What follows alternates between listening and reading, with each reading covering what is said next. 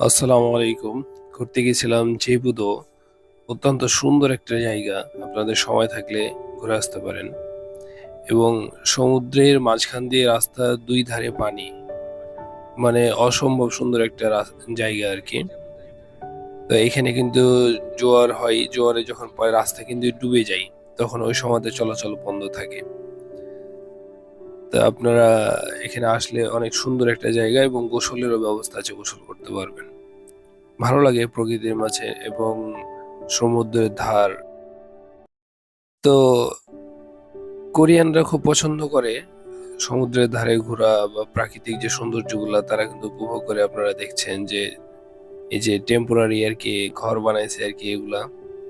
হ্যাঁ, এগুলা ঘর বানিয়ে এখানে থাকে, খাওয়া-দাওয়া করে। আবার অনেক সময় রাত্রেও থাকে অনেকে।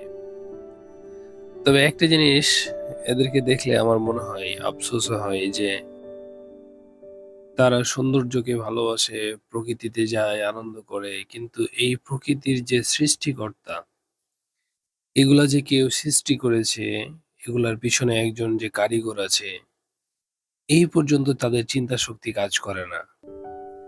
কেন জানি আল্লাহ একটা পর্দা দিয়ে দিয়েছে এদের বিবেকে।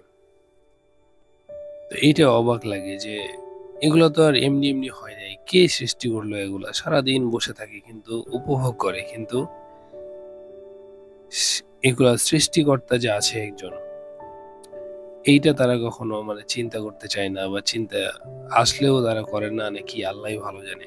আল্লাহু আলাম। তো এইটা আমাকে খুব, খুব ভাবায়। মানে এই সমস্ত জায়গায় গেলে কোরিয়ানদেরকে দেখলেই কেন জানি আমার এই কথাটাই আরকি মাথায় আসে যে